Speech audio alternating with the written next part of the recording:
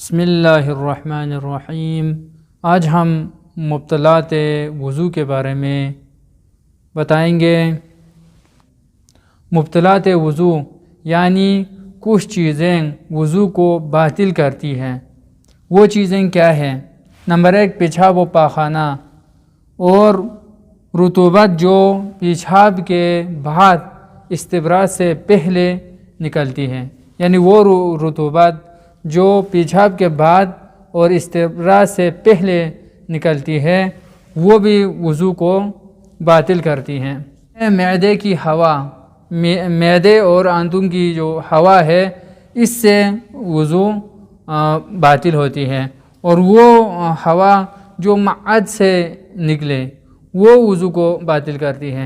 ادھر بھی سمجھنے کی یعنی اس کو بھی سمجھنے کی ضرورت ہے۔ یہاں پر فرمائیں کہ مقعد سے نکلے، لیکن اگر یہ مبتلاوی مسئلہ ہے، خصوصاً یہ کیا ہے زنان کے عورتوں کے لیے یہ مسئلہ ہے، بہت اہم ہے۔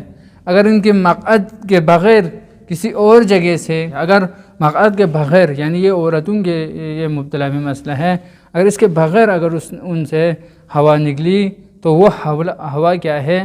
مبطلات وضو میں سے نہیں ہے۔ نمبر 3 کی نیند، یعنی اس کے لیے بھی شرط ہے کہ وہ نیند جو آنکھیں نہ دیکھتی ہو اور کان نہ سنے، وہ نیند کیا ہے؟ مبطلات وضو میں سے ہے۔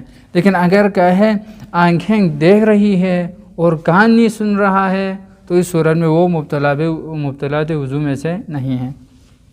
ایسی حالت جس کی وجہ سے عقل زائل ہوتی ہے، مثال طور پر دیوانگی، مستی، ان کی وجہ سے کیا ہے انسان کی عقل زائل ہوتی ہے، وہ مبطلات وضو میں سے ہیں۔ اور 5ویں چیز کیا ہے؟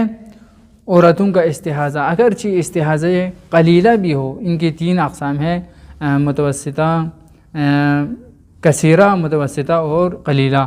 فرماتے ہیں کہ اگر قلیلہ بھی ہو وہ بھی کیا ہے؟ مبطلات وضو میں سے ہے۔ 6ٹھی چیز ہے کہ ہر وہ کام جن کے لیے غسل کرنا ضروری ہے، یعنی مثال طور پر غسل جنابت، وہ چیز، ہر وہ چیز جو غسل کا سبب بنے، غسل جنابت، غسل مس میت، ان چیزوں کا جو سبب بنتا ہے وہ کیا ہے؟ مبطلات وضو میں سے ہے۔